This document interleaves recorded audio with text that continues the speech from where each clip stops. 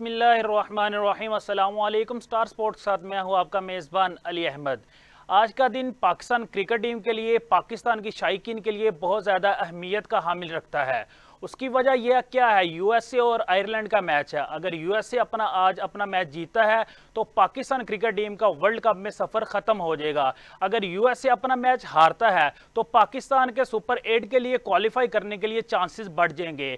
अगर यूएसए और आयरलैंड का मैच बारिश की नज़र हो जाता है तो फिर भी पाकिस्तान का वर्ल्ड कप में सफ़र इख्तिताम हो जाएगा। इस पर बात करने के लिए हमारे साथ मौजूद हैं आज स्पोर्ट्स जर्नलिस्ट मोहम्मद वलीद खान। वलीद, कैसे हैं आप? वलीद, कैसे देखते हैं अगर आज का मैच यूएसए जीत जाता है, लेकिन अभी नजर नहीं आ रहा, बारिश बहुत ज्यादा वहां हो रही है, अगर मैच टाई भी हो जाता है, यूएसए के 5 पॉइंट हो जाएंगे तो पाकिस्तान का सफर खत्म हो जाएगा। किसको ब्लेम करेंगे? पाकिस्तान टीम को ब्लेम करेंगे, पाकिस्तान के कैप्टन को ब्लेम करेंगे, या पाकिस्तान की सिलेक्शन कमेटी को जिन्होंने ये टीम सिलेक्ट की है? बिल्कुल अली, आपने बात की जिस तरह से कि यूएसए पे पाकिस्तान का इन्हिसार यूएसए की जीत और हार के ऊपर है, तो अभी तक तो जो कुछ घंटे पहले की सिचुएशन थी वो तो ये थी कि पाकिस्तान का सुपर 8 मरहले में जाना बहुत मुश्किल दिखाई दे रहा था और अभी भी वही सूरत हाल है। लेकिन बारिश का जो सिलसिला था वो थम चुका है और कवर्स भी ऑफ कर दिए गए हैं और जिसे कहते हैं कि उनका जो ग्राउंड स्टाफ है वो ग्राउंड को मेंटेन करने के लिए काम कर रहा है। तो सबसे पहले तो ये बात देखनी है कि अगर आयरलैंड और यूएसए का मैच होता है 5-5 ओवर्स का, जो लास्ट आईसीसी की है कानून उसके मुताबिक, तो अगर 5-5 ओवर्स का मैच भी होता है तो मेरे ख्याल से ये आयरलैंड को भी फायदा देगा और यूएसए को भी फायदा देगा। लेकिन कहीं ना कहीं ये फायदा पाकिस्तान को पहुंच जाएगा आयरलैंड की जीत की सूरत में, क्योंकि आयरलैंड के पास एक्सपीरियंस भी मौजूद है, उनके पास पावर हिटर्स भी मौजूद है। नो डाउट जिस तरह यूएसए ने बहुत कम अरसे में अपने आप को मनवाया उसके बाद यूएसए भी एक खतरनाक हरीफ साबित हो सकती है। लेकिन यूएसए के सिर्फ और सिर्फ एरन जॉन्स जो हैं वो फॉर्म में नजर आ रहे हैं या उनके कैप्टन फॉर्म में नजर आ रहे हैं। लेकिन विलीद देखें, यहाँ पे यूएसए की बॉलिंग भी बहुत अच्छी है। अगर पाकिस्तान के अगेंस्ट देख लें या इंडिया के अगेंस्ट देख लें, इंडिया के अगेंस्ट उन्होंने 110 रन किए थे और इंडिया ने 18वें ओवर में जाकर स्कोर चेज किया है, तो उनकी बॉलिंग बहुत ज्यादा अच्छी लग रही है मुझे। अली, बॉलिंग अच्छी नहीं देखी जा सकती, उनको कंडीशंस का पता है, बेसिकली वो कंडीशन से मुकम्मल अवेयर हो गए हैं। आप ये कहना चाह रहे हैं कि वहां पे वो खेल रहे हैं डॉपन पिचेस पे, ये एज होगा उनको यूएसए को? बिल्कुल, यूएसए का होम ग्राउंड है, उनको कंडीशंस पता है, वो पूरा एक अरसा वहां पे क्रिकेट खेलते हैं और सबसे बड़ी बात है उन्होंने दुनिया से बेस्ट क्रिकेटर्स जो डोमेस्टिक के थे वो उठा के अपनी क्रिकेट टीम बनाई है। बिल्कुल। और इसी तरह अगर हम आयरलैंड को देखें तो वो भी कहीं ना कहीं उन कंडीशन से हम आंग है, क्योंकि वो भी वहां पे क्रिकेट खेल चुके हैं। लेकिन आपने जिस तरह पाकिस्तान टीम की बात की है पहले कि पाकिस्तान में आप ब्लेम किसको करेंगे, तो मेरे ख्याल से पाकिस्तान में ब्लेम गेम शुरू से ही चलती आई है। आप पाकिस्तान क्रिकेट की तारीख उठा लें, हमने कप्तान की कुर्बानी देनी होती है। हर वर्ल्ड कप के बाद कप्तान की कुर्बानी लाजमी करार दे दी जाती है। पाकिस्तान में ही क्यों ट्रेंड ऐसा चलता है कि कोई भी कैप्टन है वो वर्ल्ड कप हारता है तो कप्तान चेंज कर दिया जाता है? क्या वजह है? या ये वजह तो नहीं हमारे जो पीसीबी के चेयरमैन है वो चेंज हो रहे होते हैं और जब नया चेयरमैन आता है तो अपने मतलब का कप्तान ले आता है? मेरे ख्याल से अली इसमें चेयरमैन का भी कहीं ना कहीं से हाथ होता है। लेकिन अब जो मैंने बात की है पहले उसको मैं अगर कंप्लीट करूं तो कप्तान जो तब्दील किया जाता है, कप्तान सबसे ज्यादा ना कमजोर हरीफ होता है। आप कप्तान को सबसे आसानी से टारगेट कर सकते हैं। हमने देखा सरफराज अहमद को टारगेट किया गया, शाहिद अफरीदी को टारगेट किया गया, मोहम्मद हफीज को किया गया, बाबर आजम को किया गया। तो कप्तान सबसे ज्यादा जिसे कहते हैं कि एक आसान हरीफ होता है, उसको हम पकड़ के हटा देते हैं। पहले हमने देखा कि 2015 में वकार यूनुस ने रिपोर्ट दे दी, 11 में रिपोर्ट्स दे दी, 13 में रिपोर्ट्स दे दी, तो रिपोर्ट्स भी आती हैं। तो अभी भी सुना है कि कोई रिपोर्ट तैयार कर रहे हैं सीनियर मैनेजर वहाब रियाज साहब, तो वो भी एक रिपोर्ट पेश कर देंगे मोहसिन नकवी साहब को, तो उसमें भी यकीनन यही होगा कि कप्तान को हटा दें, हमारा तो कोई कसूर नहीं है। तो आप जो इतना बड़ा दस्ता लेके गए हैं वहां पे, क्रिकेट नहीं खेलनी उन्होंने, उनका काम नहीं है क्रिकेट खेलना, वो मैनेजमेंट है और उनका काम है मैनेज करना टीम को। अगर वही मैनेज नहीं कर पा रहे, वही टीम में इंतशार फैला रहे हैं, वही खबरें दे रहे हैं लोगों को, तो मेरे ख्याल से मैनेजमेंट की कुर्बानी इस टूर पे बनती है। गैरी क्रिस्टन को निकाल के, अजहर महमूद को निकाल के आप उनको टाइम दें, आपने अगला वर्ल्ड कप भी खेलना है, आप उनको टाइम दें। यहाँ पे आपने गैरी क्रिस्टन की बात की है, क्या पाकिस्तान टीम अगर आप देखें वर्ल्ड कप 2022 जब हमारा वर्ल्ड कप स्टार्ट होता है हम उसी टाइम क्यों कोच को लेके आते हैं? हम पहले कोच को क्यों नहीं लेके आते? जब हमारा वर्ल्ड कप अभी भी 2024 का स्टार्ट होने वाला है तो गैरी क्रिस्टन ने मतलब कि इंग्लैंड टूर में टीम को ज्वाइन किया है, क्या वजह हम वर्ल्ड कप से पहले क्यों नहीं कोच को लेके आ जाते? बिल्कुल अली, आपने दुरुस्त बात किया कि हम वर्ल्ड कप से पहले क्यों कोच को ले आते हैं। तो मेरे ख्याल से जब हमारा एक कोच था परमानेंट मिकी आर्थर, एक अरसा वो टीम के साथ रहे हैं, उन्होंने जिस तरह टीम को जेल किया, टीम को एक किया, वो हमने देखा कि उन्होंने 2017 की चैंपियंस ट्रॉफी जितवा दी हमें। उसके बाद पाकिस्तान टीम में ये कल्चर है, 17 की चैंपियंस ट्रॉफी मैंने कहा सर। और अगर हम देखें उसके बाद का जो ट्रेंड है, उसके बाद पाकिस्तान में ये ट्रेंड है कि कोच के साथ ना मिलकर ग्रुपिंग स्टार्ट कर दी जाती है। तो मेरा ख्याल है पाकिस्तान क्रिकेट बोर्ड जो है ना इस टाइम सबसे ज्यादा जो डरा हुआ है ना वो प्लेयर्स पावर से डरा हुआ है। बाकी मुल्क का कोई बोर्ड प्लेयर पावर से नहीं डरता, और उनके प्लेयर पावर में ये मेरिट होता है कि जो लड़का परफॉर्म करेगा वो टीम में आएगा। उसमें कोई यारी दोस्ती नहीं होती, कोई किसी की पर्ची नहीं होती, कोई किसी का कोई मुआहदा नहीं होता, या कोई किसी की कोई चीज नहीं होती कि जिससे कहीं ये लग रहा हो कि यार ये प्लेयर फेवर से आया, ये प्लेयर फेवर से आया। हमने माजी में देखा इमामुल हक को हम पर्ची कहा करते थे इंजमाम की सिलेक्शन कमेटी में, इमाम सबसे ज्यादा रन्स कर गया। लेकिन वलीद यहाँ पे मैं आपको इंटरप्ट कर रहा हूँ, इमामुल हक का जब डेब्यू हुआ है आपने उनकी फर्स्ट क्लास की परफॉर्मेंस देखी है। 35 की एवरेज ही, 35 की एवरेज से 10 से 15 प्लेयर आपके डोमेस्टिक में पड़े हुए थे, लेकिन आपने उन 15 प्लेयर को चांस नहीं दिया, इमामुल हक को चांस दे दिया, उनको एज हुआ इंजमामुल हक का। तो इसका तो आप बेनिफिट आप जाएगा ना इंजमामुल हक को। सर आप बेनिफिट दे दें इंजमामुल हक को, बात होती है प्लेयर क्या परफॉर्म कर रहा है ग्राउंड में। इमाम ने परफॉर्म किया, आप ताबिश खान को भी तो उठा के लाए थे 500 विकेटों के साथ। ताबिश खान कहां पे गया? वो एक सीरीज के बाद ड्रॉप हो गया, इंजर्ड हो गया, फारिग हो गया। उसके बाद एक और क्रिकेटर आया, उनका मैं नाम भूल रहा हूं, वो भी भाई साहब आए हैं, परफॉर्म नहीं किया, एक मैचेस खेले, 2 खेले, इंजर्ड हो गए, बाहर चले गए। तो मेरे ख्याल से पाकिस्तान का जो डोमेस्टिक स्ट्रक्चर है ना उसको मुकम्मल जो है दोबारा से रिक्रिएट करना चाहिए, ना कि हम उसी में रहें कि यार जो प्लेयर परफॉर्म करेगा। हमारे जो स्टार हैं बाबर आजम है, वो नीचे जाते हैं, वो 100 रन करते हैं, फिर दोबारा टीम में आ जाते हैं, इधर से कोई लड़का निकालते हैं, उनको नीचे भेजते हैं, वो परफॉर्म करते हैं। असल मसला ये आ रहा है कि हमारे पास डोमेस्टिक में क्वालिटी ऑफ क्रिकेट नहीं है। जब क्वालिटी ऑफ क्रिकेट आ जाएगी तो मेरे ख्याल से पाकिस्तान का डोमेस्टिक सीजन भी बेहतर हो जाएगा और टीम को प्लेयर्स भी दस्तयाब होना शुरू हो जाएंगे। लेकिन सबसे पहले कि पाकिस्तान क्रिकेट बोर्ड में जो सियासत चल रही है उसको खत्म किया जाए। मोहसिन नकवी साहब जिस एंड पे चला रहे हैं, यहाँ पे पाकिस्तान डोमेस्टिक की बात की, डोमेस्टिक प्लेयर को आप खिलाती नहीं है। साहबजा अफरान 3 साल से परफॉर्म कर रहा है, कामरान गुलाम 3 साल से परफॉर्म कर रहा है, अभी शाहनवाज दहानी ने वनडे कप के अंदर सबसे ज्यादा विकेट टेकर रहे हैं, उनको आप चांस नहीं दे रहे, तो फिर डोमेस्टिक को बंद कर दिया जाए। फिर सर साहिबजादा फरहान को पाकिस्तान टीम में चांस मिला, साहिबजादा परफॉर्म नहीं कर सका, फिर उनको भेजा डोमेस्टिक में। सर मेरी बात कंप्लीट होने दो। ओपनर है, एक ओपनर को आप चौथे नंबर को भेजेंगे तो ओपनर कैसे परफॉर्म करेगा? अभी आप उस्मान खान के चौथे नंबर पे 5वें नंबर पे आकर परफॉर्म करते तो वो नहीं ना परफॉर्म कर सकता। एक ओपनर है, वो ओपन खेलेगा या वन डाउन खेलेगा, निचले नंबर पे तो आप जाती कर रहे हैं ना उसके साथ। फिर सर मुझे बात कंप्लीट करने दीजिएगा। पहली बात यह है कि जब आपके ओपनर्स पाकिस्तान टीम में हैं, 2 मौजूद हैं, वो वहां पे परफॉर्म कर रहे हैं, आपको ओपनिंग स्पॉट पे कोई नहीं चाहिए, तो फिर आप अहमद शहजाद की तरह टीवी पे बैठ के बोल सकते हैं, ठीक है। अगर आपको ओपनिंग में लड़का चाहिए तो फिर हमारे पास फखर जमान भी है, साइम अयूब को भी हम ट्रेन कर रहे हैं, आपने देखा जितने मौके उनको मिले शायद किसी और प्लेयर को मिले हो, ठीक है। उसके बाद हमारे पास जो है उस्मान खान भी अब ओपनर है, सो कॉल्ड ओपनर बनाया हुआ हमने उनको, ठीक है। तो जो ओपनिंग स्पॉट है ना इस टाइम पाकिस्तान टीम में 5 तो ओपनर खेल रहे हैं। तो जब हम इसी तरह टीम सेलेक्ट करते रहेंगे कि डोमेस्टिक में आप ओपनिंग में परफॉर्म करो, 50 ओवर पूरे खेलो और आप रन करके आ जाओ ऊपर, और आपको टीम में हम 5वें पे खिला दें, तो ये ज्यादती होती है प्लेयर के साथ भी और टीम के साथ भी। मेरे ख्याल से पाकिस्तान टीम में जो रोल है इस टाइम मिडिल ऑर्डर बैटर हमारे पास कमी आ रही है। वहां पे हमने देखा कि बाबर ने आके ओपन छोड़ी अपनी, मिडिल ऑर्डर में आया, परफॉर्म किया, टीम कनाडा के खिलाफ कुछ ना कुछ बेहतर खेल गई, ठीक है। जब बाबर और रिजवान पे ही टीम का इन्हिसार है तो फिर हमने इफ्तिखार का क्या करना, आजम का क्या करना और उस्मान खान का क्या करना, और हमारे allrounder star allrounder Shadab Khan का क्या करना। ये तो वहां बात आ गई ना लाइकिंग डिसलाइकिंग। शादाब खान को 2023 के वर्ल्ड कप में आपको पता, जब मोहम्मद हफीज ने कहा कि आप वाइस कैप्टन से इनको हटा दें, तो इन्होंने कहा जी नहीं जी हफीज हमने जो है ना वाइस कैप्टन ही रखना है, टीम के ऊपर प्रेशर पड़ जाएगा। अभी भी पाकिस्तान टीम के साथ कोई भी वाइस कैप्टन नहीं है, क्या कहेंगे इस पर आप? सर पाकिस्तान टीम के साथ वाइस कैप्टन का होना ना होना फर्क नहीं डालता। देखिए एक प्लेयर को आप जब किसी को वाइस कैप्टन बनाया जाए तो उसकी सबसे बड़ी रीजन होती है आप प्लेयर को ग्रूम करें, क्योंकि अब बाबर आजम ने तो सारी जिंदगी कैप्टन नहीं ना रहना, कोई जो पीछे कैप्टन रहेगा बैकअप पे तौर पे उसको ग्रूम भी तो करना है ना आपने। सर पाकिस्तान टीम में एक रवाज चल गया हुआ है कि आप 2025 तक एक कप्तान अनाउंस कर देते हैं। जब 2025 तक एक कप्तान अनाउंस कर दिया गया तो उसके बाद वाइस कैप्टन तो 2024 में भी जाके बन जाए तो 1 साल बहुत है उसका। तो वाइस कैप्टन मसला नहीं है हमारा मसला है परफॉर्मेंस और सियासत जो हमारे चल रही है पीछे क्रिकेट बोर्ड में। कौन लोग हैं जो पाकिस्तान टीम को ग्रुपिंग के नाम पे मशहूर कर रहे हैं टीवी पे बैठ के? कौन लोग हैं जो टीम के अंदर से खबरें बाहर दे रहे हैं? आपका एक बाहर से पंजाब की ब्यूरोक्रेसी से बंदा उठता है, आगे डायरेक्टर डोमेस्टिक क्रिकेट लग जाता है।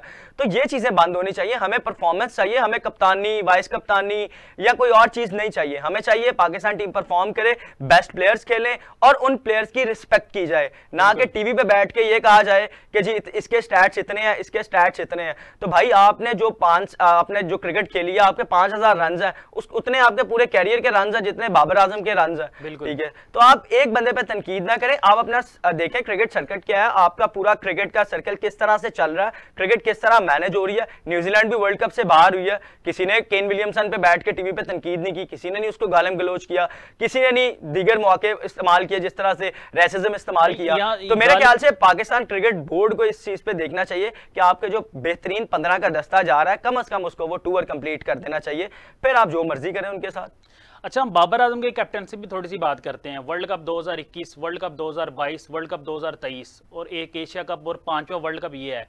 अगर 5 वर्ल्ड कप एक कैप्टन को दे जाते हैं, इससे ज्यादा आप चाहते हैं कि एक वर्ल्ड कप और भी इनको दिया जाए? बिल्कुल अली, आप दुरुस्त कह रहे हैं कि एक कैप्टन को 5 वर्ल्ड कप दे दिए गए। जब एक कैप्टन को हम एक सीरीज के बाद हटा देते हैं तो हमारा एतराज यही होता है कि कैप्टन को मौका नहीं मिला। अगर कैप्टन को 5 वर्ल्ड कप मिले हैं तो मेरे ख्याल से कैप्टन की जिम्मेदारी नहीं है सिर्फ परफॉर्म करना ग्राउंड में जाके। आप 5 वर्ल्ड कप की कारकर्दगी निकाल लें, 2 प्लेयर्स परफॉर्म करें, मोहम्मद रिजवान, बाबर आजम, ठीक है। तो आप कैप्टन को ब्लेम नहीं कर सकते, अकेला बाबर जाके नहीं उधर खेल रहा होता, उधर बाकी प्लेयर्स भी खेल रहे होते हैं। हमने देखा ये 2 मैचेस जो हम हारे हैं इंडिया से और अपना यूएसए से, तो यूएसए के खिलाफ आप टेक्निकली फारिग हुए, आपके बॉलर्स को पता ही नहीं था कि बॉल कहां पे करना है, आपके बॉलर्स को ये नहीं पता था कि यार आपने किस तरह से उस टीम को ग्रैब करना है। आप डाटा एनालिसिस तो भेज देते हैं बिलाल साहब को, लेकिन वो बैठ के प्रेस कॉन्फ्रेंसेस में भी तो तगड़ी बातें कर सकते हैं, लेकिन वो जब टीम के साथ जा रहे हैं तो मेरा नहीं ख्याल वो उस तरह से काम कर पा रहे हैं जिस तरह से उनको करना चाहिए। क्योंकि डाटा एनालिस्ट का काम है कि वो बैठे प्लेयर्स के साथ, कोच के साथ बैठ के डिस्कस करे कि यार इस प्लेयर ने यहाँ पे ये बॉल खेले हैं तो इसको इस लेंथ पे बॉल करना है। ये प्लेयर्स बैठ के नहीं कर सकते, ना कोई कोच बैठ के कर सकता है। कोच भी नहीं कोई चीज देखता और प्लेयर भी उस चीज को नहीं देखते। कोच सिर्फ उनको प्रैक्टिस करवा सकता है, टेक्निकली स्ट्रांग कर सकता है, लेकिन जो अगली टीम के ऊपर वर्कआउट करना होता है वो एनालिस्ट का काम होता है। वो बैठे टीम के साथ वर्कआउट करे और उनको बताए कि कहां बॉल करने हैं, कहां बॉल नहीं करने। हमने देखा हारिस रऊफ अच्छे बॉल उनको ऑफ स्टंप से निकाल रहे हैं, लेकिन उन्होंने आखिरी बॉल आगे उनको यॉर्कर लेंथ पे फुल टॉस दे दिया। फिर हमने देखा भारत के खिलाफ, मैं आपको इंटरप्ट कर रहा हूं, बात कर रहे हैं उसी बॉल के ऊपर। आपको पता उस बॉल से पहले जो हमारे कोच हैं उन्होंने गैरी क्रिस्टन उन्होंने बाहर से यही कह रहे थे आप मिडॉफ को पीछे ले जाएं, लेकिन क्या वजह थी मिडॉफ को क्यों नहीं पीछे लेके गए? सर सबसे पहली बात है कि आपने कहा कोच आप तो कोच की भी बात भी नहीं ना मान रहे। सर आपने कहा कोच गैरी क्रिस्टन कह रहे थे, ठीक है, आप बिल्कुल वो कोच गैरी क्रिस्टन है, लेकिन बॉलिंग कोच हमारे अजहर महमूद साहब, ठीक है, जो कि छुप के बैठे होते हैं बैक एंड पे। उनको तो ये भी नहीं पता होता कि यार मैंने जाके क्या प्लेयर को गाइड करना क्या नहीं। इसके बनस्बत आप देखें डेरन सैमी को, वो आते हैं ग्राउंड में आगे अपने प्लेयर को बताते हैं कि यार ये फील्ड इधर ले इधर ले। जब आप डग आउट में बैठ के पीछे ड्रेसिंग रूम में बैठ के इशारे कर रहे हो ना कप्तान को कि यार ये इधर ले जा, ये इधर ले जा, तो मेरा नहीं ख्याल इससे बेहतरी आ सकती है। अगर कप्तान को फ्री हैंड दिया हुआ ना ग्राउंड में तो फ्री हैंड दे, लेकिन हमारे सोर्सेज ये भी कहते हैं कि कप्तान को तो 15-11 खिलाड़ी सिलेक्ट करने के लिए फ्री हैंड नहीं दिया गया, कप्तान को तो इंजर्ड प्लेयर बाहर निकालने के लिए फ्री हैंड नहीं दिया गया। लेकिन हम तनकीद कप्तान बाबर आजम पे ही करेंगे, क्योंकि बहुत से लोगों का इससे जिसे कहते हैं दुकानदारी चल रही है कि कप्तान बाबर आजम पे तनकीद करो और इजीली शो से उठ के चले जाओ। थोड़ी सी बात करते हैं बाबर आजम की मशीर जो शदाब खान के ऊपर है। आप देख रहे हैं रिसेंटली जितनी भी सीरीज हुई है, आयरलैंड की सीरीज हुई है या इंग्लैंड की सीरीज हुई है, हम उनको बॉलिंग करते हुए नजर नहीं आ रहे। अगर किसी मैच में उन्होंने बॉलिंग की है 4 ओवर में 52 रन, अभी भी 2 मैचेस हुए हैं, तो आप उनसे बॉलिंग भी नहीं करवा रहे, बैटिंग उनसे होती नहीं है, सिर्फ फील्डिंग वो करने आते हैं। क्या इनसे अच्छा ऑप्शन आगा सलमान मिडिल ऑर्डर में या इरफान नियाजी नहीं थे जिनको आपने घर भेज दिया? सर बिल्कुल, इरफान नियाजी की बात कर रहे हैं, आगा सलमान की बात कर रहे हैं और शदाब खान की। पहली बात है शदाब खान का कंपैरिजन ना इरफान नियाजी से बनता है ना आगा सलमान से बनता है। शदाब खान है लेग स्पिनर। मेरी बात सुने, मैं बात कर रहा हूं अगर आपने उनसे बॉलिंग नहीं करवानी, अगर तो आपने बॉलिंग ही नहीं करवानी तो फिर तो आगा सलमान या इरफान नियाजी अच्छे नहीं थे उनसे। सर आप फिर शदाब खान की सिर्फ बैटिंग पे बात कर लें कि एज अ बैटर अगर शदाब को खिलाया जा रहा है तो फिर उससे बहुत बेहतर था कि आप इरफान नियाजी को ले जाते। लेकिन हमने देखा कि शदाब खान से पिछले मैच में भी बॉलिंग नहीं करवाएगी, उससे पहले एक आधे मैच में बॉलिंग करवाएगी। अमेरिका के खिलाफ उनको वैसे ही समझ ही नहीं आ रही थी बॉल फेंकना कहां पे है, ठीक है, तो उनको पता ही नहीं था बॉल फेंकना कहां पे है। तो अगर शदाब खान को मौका मिल रहा है तो मेरा ख्याल है ये उनको फिर लास्ट मौका दें, उसके बाद उनको डोमेस्टिक में भेजे, वो वहां पे विकेटें लें, जाके परफॉर्म करें और फिर दोबारा टीम में आए। हमने देखा है कि शदाब खान के पीछे बहुत से लोग पड़े हुए हैं जो कह रहे हैं जी उसामा मीर को ले जाना था।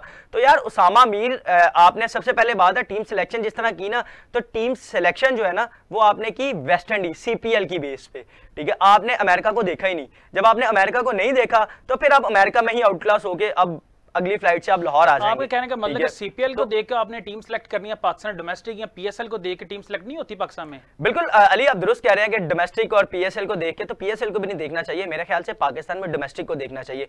और आपको पता होगा, क्योंकि आप क्रिकेट भी रिप्रेजेंट भी कर चुके हैं, तो आपको ये चीज पता होगी कि जब आप कहीं खेलने जाते हैं ना, तो उन कंडीशंस को उनको मद्देनजर रखते एनालिस्ट पूरा एक डिटेल्ड ओवरव्यू देते हैं और उस ओवरव्यू के ऊपर टीम बनती है। तो मेरा ख्याल है शादाब की कारकर्दगी इससे पहले देखी जाए ना सीपीएल वगैरह में बहुत बेहतर है और इमाद की भी बहुत बेहतर है, लेकिन हम शादाब के शैडो में इमाद को भी हम छुपाई जा रहे हैं बीच में। हम इमाद की परफॉर्मेंस भी नहीं देख रहे। इमाद ने 15 गेंदों में 23 किया, कुछ भी नहीं, पाकिस्तान हार गया मैच। अगर इमाद से नई हिटिंग हो रही थी तो वहां पे किसी और प्लेयर को भेज देते, नसीम शाह को भेज देते, उससे बेहतर खेल रहा था। तो शादाब खान पे आते हैं, अगर शादाब खान ऐसा बेहतर खेल रहे हैं तो मेरे ख्याल से उनसे बेहतर था कि आप फिर आजम खान को ही खिला लेते, कम से कम उनको मौका पूरा मिल जाता, उनकी तसल्ली हो जाती। अगर आप किसी और प्लेयर को नहीं ले जाना चाह रहे थे, आपने मेहरान मुमताज को जहाज में बिठा के वापस बुला लिया सिर्फ एक मैनेजर की कॉल पे। मेहरान मुमताज किसकी रिप्लेसमेंट पे जा रहे थे? सर मेहरान मुमताज इमाद वसीम की रिप्लेसमेंट में जा रहे थे। इमाद वसीम मुकम्मल फिट नहीं है, इमाद वसीम इंजर्ड प्लेयर है और इमाद वसीम वहां पे जिस वजह से है वो वजह मैं रिवील नहीं करना चाह रहा, क्योंकि जो है वजह अभी तक प्रॉपर तरीके से ऑफिशियली हमें भी गाइड नहीं हुई। लेकिन इमाद वसीम एक इंजर्ड प्लेयर है। इमाद वसीम की पसलियां इस टाइम जैसे पसलियों में दर्द था पिछले कुछ मैचेस से, और उनको बाहर बिठाया गया था और उसके बाद उनको इंडिया का मैच जबरदस्ती खिलाया गया और कनाडा का मैच भी उनको जबरदस्ती खिलाया गया। तो मेरे ख्याल से तो पाकिस्तान को अब जो देखना चाहिए वो ये देखना चाहिए, एक तो फुली फिट प्लेयर्स लेके जाएं, और दूसरा ये कि पाकिस्तान की फिटनेस के मसाइल बहुत अरसे से आ रहे हैं। ना कोई काकूल एकेडमी की ट्रेनिंग ने हमें फायदा दिया, ना किसी और एकेडमी की। जब तक प्लेयर खुद नहीं फिट होना चाहेगा, आपको किसी चीज को कोई उस पर नहीं आप ब्लेम कर सकते, ना उस पर जबरदस्ती कर थोड़ी सी करते हैं। अगर हम देखें तो उमर अकमल को हमने उनकी परफॉर्मेंस की वजह से उनको बाहर नहीं किया गया था, हमने उनको उनकी फिटनेस की वजह से बाहर किया गया था। अगर हमने अनफिट इमाद वसीम को लेके जाना है, अनफिट हमने आजम खान को लेके जाना था, तो क्या उमर अकमल अच्छे नहीं थे फिर उनके लिए? क्योंकि अब तो फिट है माशाल्लाह, उनके तो 6 पैक नजर आ रहे हैं। अभी रिसेंटली जो उनकी पिक्चर अपलोड हुई है। अली आप फिटनेस की बात करें तो आपकी थोड़ी सी दुरुस्तगी करूं तो उमर अकमल को ना फिटनेस पे बाहर किया गया था, ना परफॉर्मेंस पे बाहर किया गया था। उमर अकमल को डिसिप्लिन पे बाहर किया गया था और उमर अकमल का डिसिप्लिन आज भी वैसे का वैसा ही है। उन्होंने रीजन ये नहीं है फिट नहीं है उमर अकमल। नहीं सर, आप रिपोर्ट पढ़ लें नवीद अकरम चीमा साहब की, और उस रिपोर्ट में क्लियर लिखा हुआ है कि उमर अकमल डिसिप्लिन बेस पे और अहमद शहजाद डिसिप्लिन बेस पे बाहर हो रहे हैं। और उसके बाद एक और रिपोर्ट दी थी वकार यूनुस साहब ने वर्ल्ड कप के बाद, उसमें भी यही लिखा गया था ये डिसिप्लिन इनका ठीक, बिल्कुल इनका डिसिप्लिन नहीं ठीक और इनको डिसिप्लिन बेस पे बाहर कर रहे हैं। तो अगर डिसिप्लिन बेस पे कोई प्लेयर बाहर होता है और वो अपना डिसिप्लिन बेहतर नहीं करता, जिस तरह के आज भी हम देखते हैं कि उमर अकमल ट्रॉफी का मैच छोड़ के गाड़ियों में घूम रहे होते हैं। डिसिप्लिन की आपने बात की, क्या डिसिप्लिन मतलब करते थे वो? टीम के साथ अलहदा हो जाते थे या कहीं और चले जाते थे? क्या रीजन थी? या बदतमीजी करते थे वो प्लेयर के साथ? सर ये डिसिप्लिन तो चले छोड़े, जो भी पाकिस्तान टीम के साथ है, ये पाकिस्तान टीम का अंदरूनी मामला है। इसको अगर पीसीबी ने नहीं रिपोर्ट किया तो हम भी रिपोर्ट नहीं करेंगे, ना हमारा काम है इस चीज को जो पीसीबी ने चीजें छुपाई।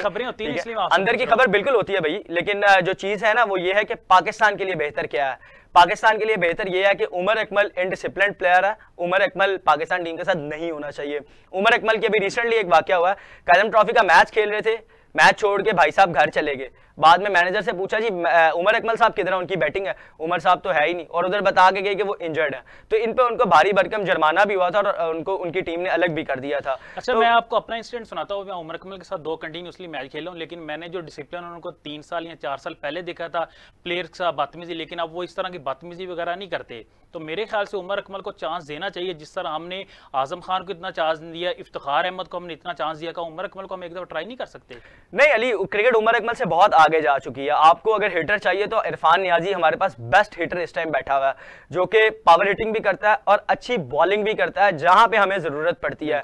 हमने उनको डिफरेंट मौकों पे देखा है बॉलिंग करते हुए, लोकल टूर्नामेंट्स में वो बॉलिंग करते नजर आए हमें। तो इरफान एक अच्छा फील्डर भी है, एक अच्छा बैटर भी है। तो मेरे ख्याल से इरफान नियाजी को अब प्रॉपर चांस देना चाहिए टीम में, और इरफान नियाजी को आप प्रॉपर तरीके से टीम में रखें, उनको मौका दे। और अगर आपको इरफान नियाजी पावर हिटर जो कहते हैं एक स्पॉट आपका फिल कर रहा है, तो आप दूसरे स्पॉट पे मोहम्मद हारिस को एज अ बैटर यूटिलाइज कर सकते हैं। अगर आपने साइम को 16-17 मौके दे दिए हैं, तो आप मोहम्मद हारिस को भी कम से कम 6 से 8 मौके दे के देख लें। राना फहीम अशरफ को भी बहुत मौके दिए थे, तो एक हारिस को भी मौका दे दें। अगर हारिस परफॉर्म कर ले, क्योंकि एज यूजुअल अगर हम क्रिकेट को देख रहे हैं, समझ रहे हैं, तो मेरे ख्याल से इन विकेटों पे मोहम्मद हारिस पाकिस्तान के लिए करामत साबित हो सकते थे। उनके पास एक वास्ट शॉर्ट रेंज भी थी और एक वो छोटी बाउंड्री है और उनका हिट भी अच्छा लग जाता है। तो मेरे ख्याल से उनकी जो है ना मसल स्ट्रेंथ भी है, उनको पाकिस्तान टीम के साथ होना चाहिए था इस वर्ल्ड कप में, उनके साथ भी ज्यादती की गई, और अच्छा, जो इरफान नियाजी है उनके साथ भी, और इसके साथ सलमान अली आगा के साथ भी। ज्यादती की आपने बात की, तो इब्रार अहमद को हम ले गए वर्ल्ड कप में, हमने इंग्लैंड के खिलाफ भी नहीं खिलाया, हमने आयरलैंड के खिलाफ नहीं खिलाया, तो क्या फिर फायदा इब्रार अहमद को साथ ले जाने का कि आपने उसको अभी तक एक मैच भी नहीं खिलाया? सर इब्रार अहमद काफी देर से ना, क्या ये वजह तो नहीं है कि वो कराची के हैं तो इसलिए वजह से नहीं आप उनको खिला रहे? नहीं, कराची लाहौर नहीं, पाकिस्तान की बात करेंगे, क्योंकि लेकिन ये लॉबी चल रही होती है ना, ये बातें आपको तो पता है, ये बातें फिर बाहर आ जाती हैं। सर बिल्कुल नहीं, ये लॉबीज जो भी चला रहे होते हैं वो उनका मसला है, हमारा मसला पाकिस्तान। क्या रीजन है, क्यों नहीं खिला रहे फिर इब्रार अहमद को? बेसिकली जो एक कॉम्बिनेशन बनाया हुआ है बाबर आजम ने और टीम सिलेक्शन ने, और जो सीनियर मैनेजर वहाब रियाज साहब बैठे हैं, तो बेसिकली इस time senior manager Wahab Riaz साहब की चल रही है। तो आपको इधर खबर भी देता चलूं कि आते साथ ही वहाब रियाज साहब को ओहदे से हटा दिया जाएगा। मोहसिन नकवी साहब ये फैसला कर चुके हैं कि वहाब रियाज अब पाकिस्तान टीम के साथ अटैच नहीं रहेंगे। तो मोहसिन नकवी साहब आने वाले दिनों में एक प्रेस कॉन्फ्रेंस भी करेंगे जिसमें काफी ज्यादा अपने फैसले बताएंगे। तो उसमें हम देख रहे हैं कि वहाब रियाज साहब की बात कर रहे हैं, जो उन्होंने पाकिस्तान इंडिया के खिलाफ मैच हारने के बाद ये कहा था कि पाकिस्तान टीम की अब सर्जरी होगी। बिल्कुल, पाकिस्तान टीम के साथ साथ क्रिकेट बोर्ड में भी सर्जरी का आगाज कर दिया गया। हमने देखा बहुत से ओहदेदारों को हटा दिया गया। वो सिर्फ मैन क्रिकेट पे नहीं होगी, वो वुमेन्स क्रिकेट पे भी सर्जरी की बात की है उन्होंने अंडर 19 क्रिकेट पे भी सर्जरी की बात की है। तो मेरे ख्याल से जो वो सर्जरी की बात कर रहे हैं वो ओवरऑल क्रिकेट स्ट्रक्चर की बात कर रहे हैं। और अगर हम देखें तो पाकिस्तान के जो चेयरमैन है मोहसिन नकवी साहब, वो एक्टिवली काम कर रहे हैं, लेकिन जिस तरह से उन्होंने पाकिस्तान क्रिकेट बोर्ड को संभाला हुआ है, शायद इससे पहले किसी चेयरमैन ने संभाला हो, आउट ऑफ द स्टेडियम रह के, आउट ऑफ द जैसे कहते हैं कि होम रह के। बाकी चेयरमैन आते थे, आगे सीट पे बैठ जाते थे। मोहसिन नकवी साहब बाकी भी जिम्मेदारियां उन पे वो भी निभा रहे हैं और क्रिकेट को भी चला रहे हैं, ये बहुत पॉजिटिव चीज है। लेकिन आपने ये भी देखा होगा कि मोहसिन नकवी साहब वाहिद चेयरमैन है जिन पे बहुत कम तनकीद की जाती है। एक तो वो सहाफी कम्युनिटी से ताल्लुक रखते हैं, दूसरा वो कि वो जैसे कहते हैं पोलाइट है, उनको जो चीज बताई जाती है वो उसको गौर करते हैं। हाँ, उन्होंने कुछ गलत स्टेप भी लिए हैं, उन्होंने जर्नलिस्ट को बुला के उनसे मीटिंग्स की हैं, उनसे क्रिकेट के बारे में पूछा है, उनको टीम अवेयरनेस के बारे में पूछा है, ये एक अच्छी चीज जरूर है। लेकिन जर्नलिस्ट का काम नहीं है पाकिस्तान क्रिकेट बोर्ड को जाके डिक्टेट करना।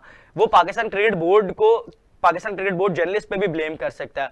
तो जर्नलिस्ट का काम है अपना जर्नलिज्म करना और अपना ऑपोजिशन में रह के पाकिस्तान टीम के जो गलत काम है उनको हाईलाइट करना। जब हम ही चेयरमैन बॉक्स में जाके बैठ जाएंगे चेयरमैन के साथ डिस्कस करने के लिए प्लेयर कौन होंगे, बाकी चीजें क्या होंगी, तो ये एक गलत सेंस में चले जाती है चीज। तो मेरे ख्याल से चेयरमैन साहब जो भी काम कर रहे हैं उनको 100% बैक करना चाहिए और हमें पाकिस्तान टीम की परफॉर्मेंस पर बात करनी चाहिए। अभी हम जा रहे हैं छोटे से ब्रेक पर आते हैं तो हम बात करेंगे अफगानिस्तान के ऊपर। अफगानिस्तान ने क्वालिफाई कर लिया सुपर 8 के लिए।